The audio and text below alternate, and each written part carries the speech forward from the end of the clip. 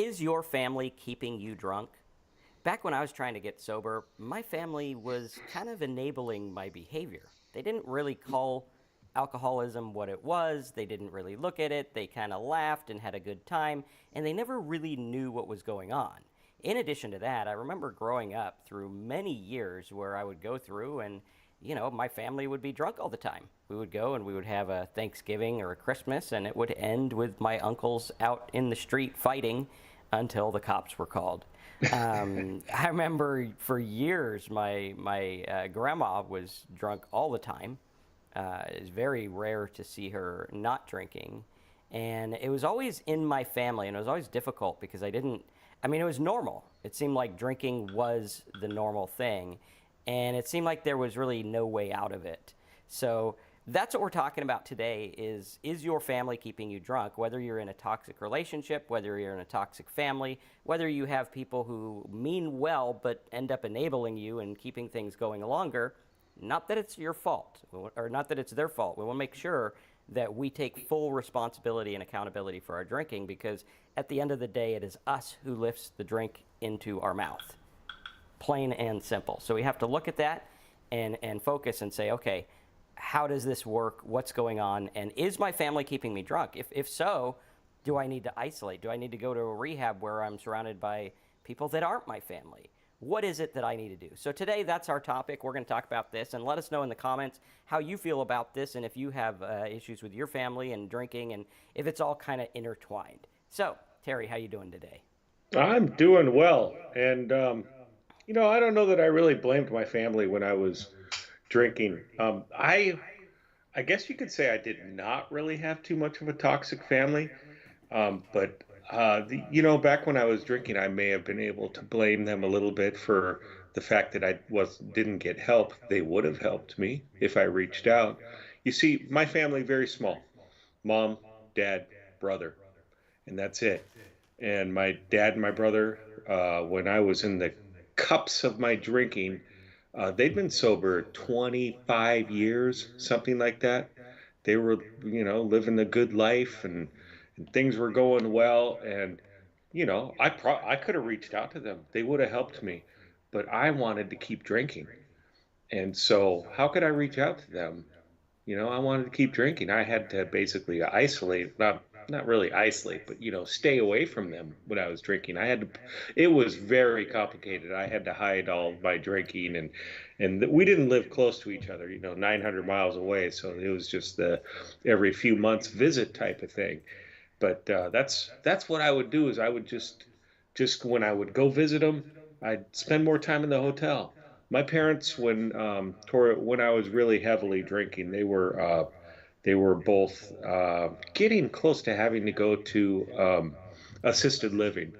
So it was much easier to just, I had no problem hiding it, but I didn't drink in front of them.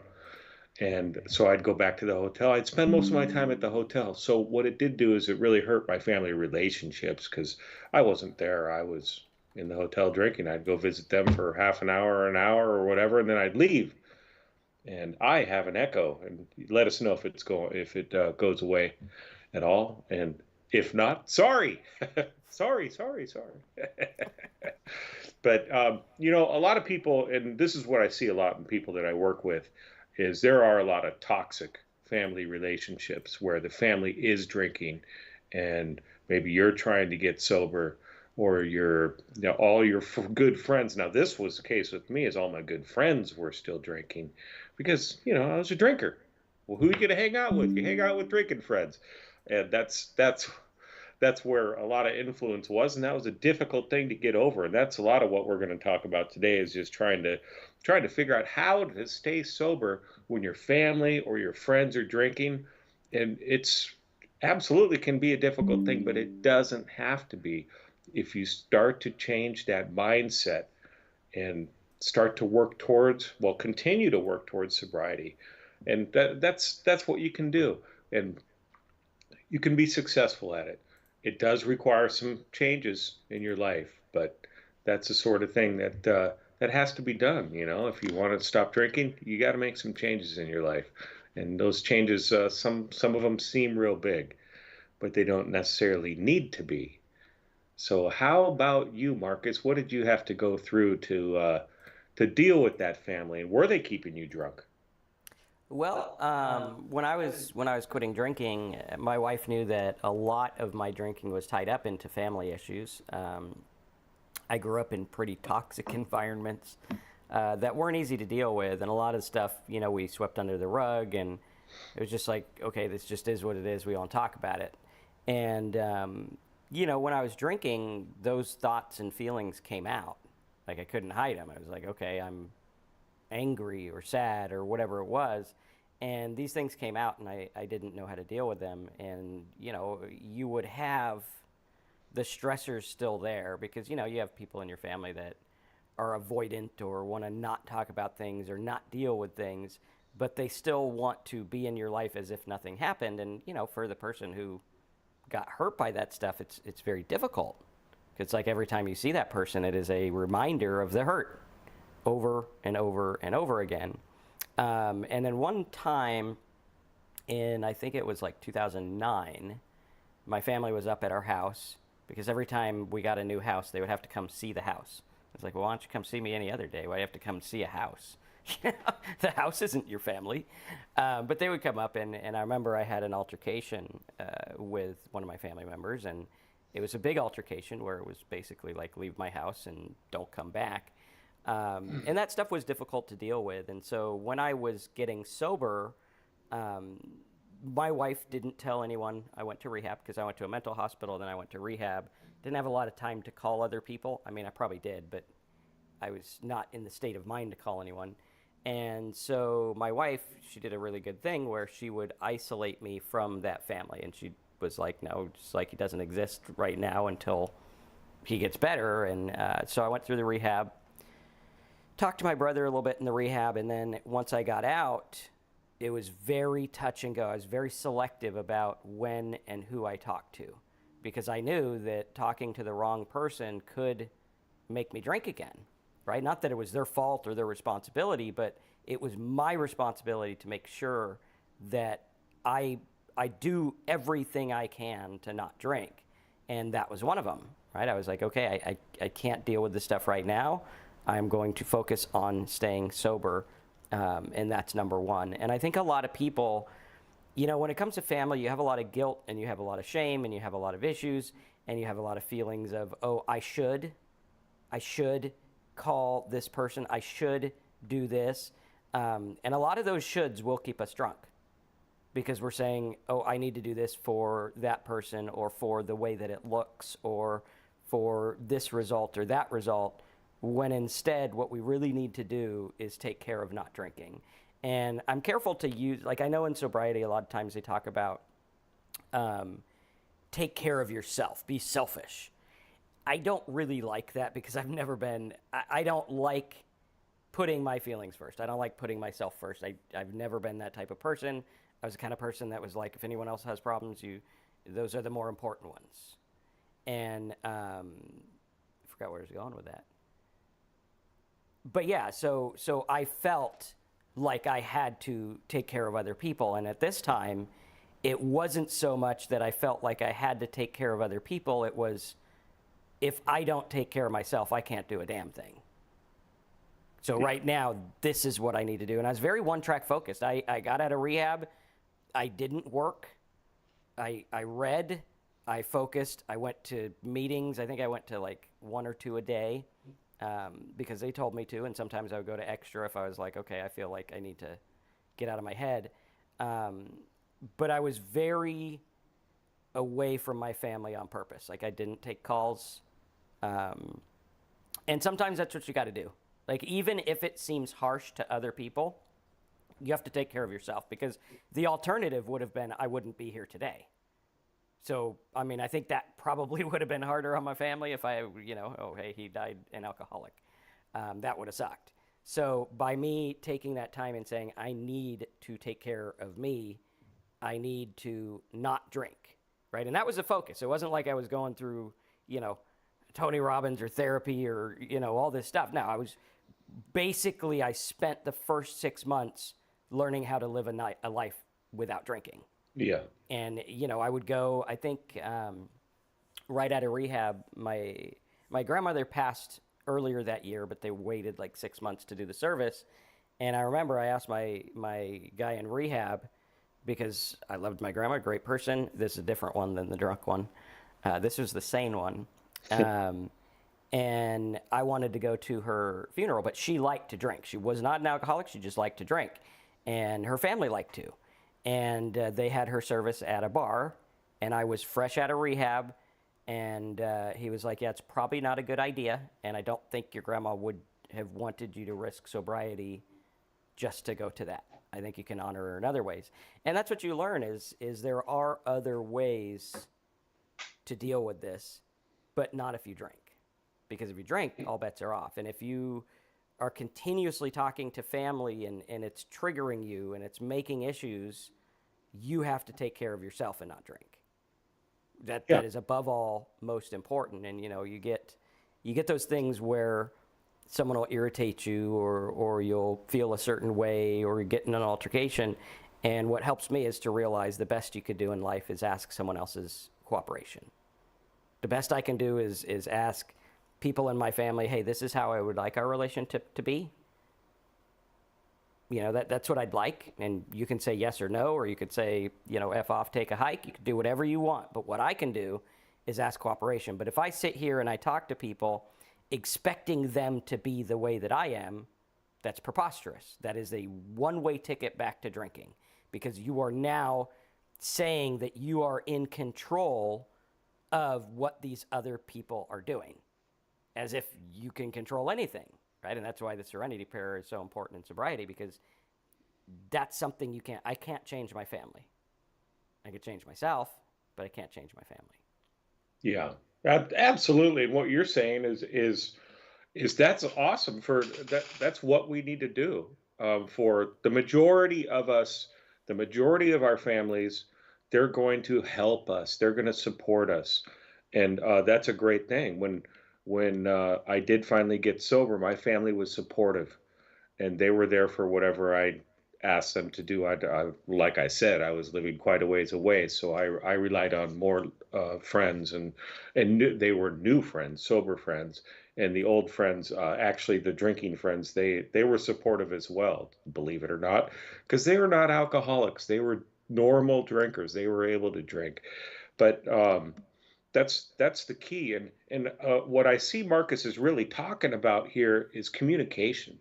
He was open, communicating what he was trying to accomplish, and communicating when there was issues with people. And some of them didn't take kindly to what he was saying, and that's going to happen. Like he said, we can't control what other people are going to think and how they're going to respond or react, and we just have to accept it for what it is.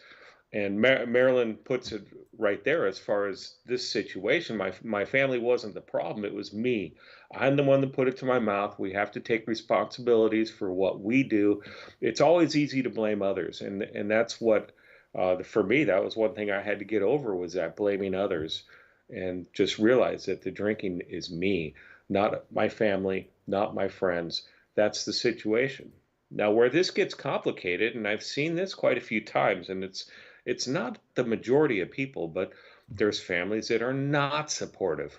Maybe they're drinking, maybe they have other problems, some psychological problem, or whatever. Just they're angry people. I don't know, but maybe they're not supportive, and maybe it's because as the person with the alcohol problem has caused a lot of problems, and there's a lot of resentments that they don't want to let go of, and maybe they're justified to not let go of those resentments. That's where it gets a little bit more complicated. But the thing is that you still have to have the same focus when you're trying to stay sober. Is that the sobriety is my responsibility? I'm going to move forward in a positive direction. I'm not going to do that damage anymore to other people, and I'm going to try to better myself and better my communication skills and my relationship skills with other people. And if they can't accept that because of what I did in the past, then there's nothing I can do about it. I just have to move forward and continue on. And that's what I did in sobriety. Is sure, I caused damage. Absolutely. And did I go out there and go and say, I'm sorry to everybody right away? No, no, that's not what I did.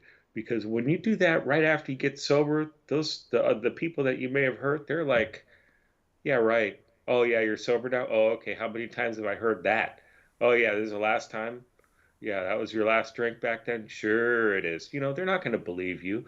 So what I had to do was just start acting the right way and just let time show that I'm becoming a better person. And sure, there may be some distrust. I've seen the distrust with people after a couple years of sobriety, from other people that and they're like, well, what about what you did back then? And maybe at that point it's time you can make an amends to the person and, hey, what I did was wrong, and I'm truly sorry, and I'm not going to do it again. That's sort of an amends. But that's what I had to do, was just continue forward, continue with sobriety. As Marilyn said, take responsibility for my own sobriety. And that's what's worked for this up till now. Marcus and I Marcus is past 9 years, and I'm approaching it soon. So, yeah. But let's see. Triton, welcome. You mentioned that this is your first live show, so good to see you here. And John, you've been sober 2 years. Congratulations, and that's awesome.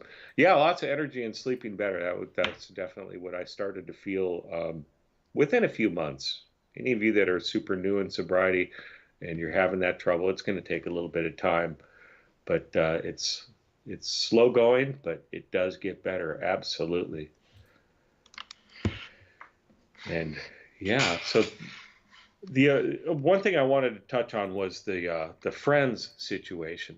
And as I mentioned, all my friends when I was drinking, they were drinking friends. Go out to bars, go to parties with them. I lived in the wine country, go to the wine country and go taste wines and party afterwards and all that stuff. And it was really a difficult thing. And when I first got sober, because I said, I'm not going to contact them for now. I mean, if they call me or whatever, I'm not going to, hang up on them or anything. But I'm not going to go out with them, at least to drinking establishments and things like that.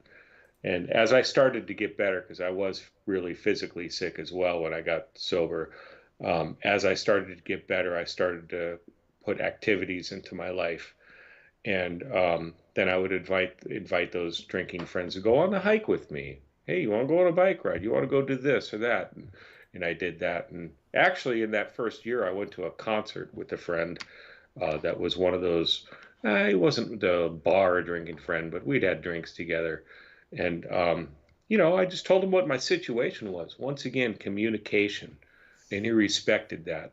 And he had his couple beers at the concert, and that's it. But he didn't get hammered or anything like that because he respected that, and he let me drive home, of course. So that was good. But that's that sort of thing. Is what I've had to do, and that's what needs to be done when you're trying to stay sober in these situations. Is just open communication. And sometimes, some of the friends I a couple of really good friends that I really haven't hung out with since I got sober, and that was just because they were drinking friends. Yeah, we're on social media, and, like each other's posts, that type of thing. But that's about the extent of it at this point. And when I got sober, I started hanging out with sober friends, and that's what I do now. I have many sober friends and other friends from other activities. And this is one of the keys for when you have that super toxic family or relationships or whatever, when you're trying to stay sober and it just doesn't seem like you have any support, is get busy. Get busy doing stuff. Marcus talked about he's just stayed away, or he had to basically cut a particular person out, and that's what needs to be done sometimes. But getting busy, which maybe that's um, going, going on hikes, going on walks, going to meetings, things like that, just to trying to stay away from the toxic situations. I mean, You've probably understand that when you get sober, you probably shouldn't go hang out at a bar, right? It's I'm going to go to the bar and drink Diet Coke. That's probably not a good idea. Well, same type of thing. If it's the home where the toxic situation is, maybe that's not a good place to really hang out too much. And unfortunately, some people just don't have the luxury of being able to get away as easily. But there's lots of free things you can do. Go to a park and go there. Meetings are always free. You don't have to pay for them, or some other activity that you can get away from and just being home. Or I've seen a lot of sober alcoholics that in those first few days and months and maybe year, they had to hang out in their room a lot because that was just the only safe place they could stay away. And a lot of us when we get sober, we have the additional challenge of we've lost most of our money, so it's not like we can just go rent an apartment and get away that way. So, it is a challenge. But if you always continue to put sobriety as your top priority and then work from there, you get sober. I'm going to stay sober no matter what. Here's a situation. How am I going to address this situation? Can I deal with it today? No, but can I deal with a little part of it and start to move towards this goal of maybe I have to move out, or I have to learn to live with these people that seem to be toxic right now, but as they understand and start to figure out that I am going to stay sober, that I can have a good relationship with them and just kind of move forward in that direction. So that's kind of a rundown on what I feel should be done. But if anybody has any comments as to some of their particular situations, we can try and address those as well. But Yeah, we got some people staying sober there too. Marilyn, I think she said she had 4 years. We got John with 30 days. So looking pretty good. Good job, guys. That is awesome. Yeah, right on. And then if you guys want to support the channel and get all kinds of MP3s and PDFs and MP4s and videos about sobriety, check out talksober.com. Click that big yellow button. You can sign up. It's only 27 bucks a month, and it supports what we do out here on the channel so that we can work to make better quality stuff to get out to more people and hopefully reach people with the message that, it's not about willpower, it's about chemical dependency. And it's about how you fight chemical dependency, because that's what it's about. A lot of people think it's a moral issue or whatever. Fixing your moral stuff is going to help anyone. Whether you're an alcoholic or not, that's going to help. But if you're dealing with alcoholism, it is a chemical dependency issue. Now, it might start in your mind. You might think about, oh, hey, I got this family stuff, or I had an argument with this person, or I can't cope with this issue. All right, that's the mind issue. And we talk about that in Talk Sober, as well as the chemical dependency. But that's not what's going to make you an alcoholic. All the thoughts in the world, it's not going to make you drink. This is people talk about cravings and the desire to drink, and what do I do? Well, what you do is you don't drink no matter what. That's what you do. Because a craving doesn't matter. When does a craving matter? After you take the first drink. That's when it matters, because now, after you've taken the first drink, you have lost the ability to fight chemical dependency because you introduce the chemical. And once that happens, all bets are off. You cannot win that battle. Time and time again, we've tried to prove it. You can't win. It's a chemical battle. And it's not a willpower thing. You look at it and it's like, okay, what if the doctor gives you something for, a surgery and you feel a certain way? Well, you can't fight it. If the doctor gives you sleep medicine, you're going to go to sleep. Like, you could try to fight it all you want. You can get a pot of coffee. You can't fight chemical dependency. And if you understand it in that same way, well, I can't fight that, so I'm going to opt out of the battle, right? Because everyone thinks they need to be in the boxing ring. You don't. You don't need to be in the boxing ring. Oh, your addiction's over there doing push-ups in the corner. And it might be, but I'm going to be over here having a cup of tea in the kitchen. It can fight all at once, but I'm not going to be there for it to fight. And if you don't show up to drink, you can't get drunk. And that's what I've done for 9 years, is say, I'm not going to show up to drink, because I know that chemical dependency battle is one that I will lose. I will lose it time and time again. And you realize that the things that you talk about in your family, the stuff you go through with your family, spouse, dad, mom, whoever, kids, drinking over it will never make it better. It will only make it worse. True. Mentally, physically, emotionally, it will make it worse. There is no family that ever came together after having a big fight because they were alcoholics. Like, you can go find one. Maybe there's a story somewhere, but I don't think so. I don't think any family was like, we hated each other till we all got drunk. Probably not, right? Usually it makes it worse. So when we understand that, I think it starts to change the way that we think, and it changes the battle from, oh my God, what am I going to do with these cravings, to, I don't care if I have cravings because I'm not going to drink. I don't care if someone, yelled at me or I felt bad because I'm not going to drink. Now I do care about that issue, like someone yells at me and is mean, I'm going to go away. But then I'm not going to go to the bar. I'm just going to go away, right? And we understand that in a different way now. Yeah. I mean, there's a lot of factors. There's a lot of factors involved in trying to stay sober. At least we can think that there's a lot of factors, but really the only factor is that we have to not drink. Alcohol's off the table. And what our program does is our program really talks about that, and what we talk about our experience and how we've managed to stay sober, well, get sober and stay sober, in an honest way. And it's about changing the mindset and making alcohol not an issue anymore. And that's what it is for me. Is it's not an issue. I can go to the restaurants. Like I've said many times before, I don't sit at the bar anymore, but I go to the restaurants, and people I'm sitting with will have their drinks, and it's not an issue anymore. And that's how I've developed my sobriety, is just, I don't have to fight it at all. It's there. I understand that I can't take a drink, and I do have to be aware of things, but it's not like it dominates my life, and that's because of the change of mindset, and that's what I've had to do.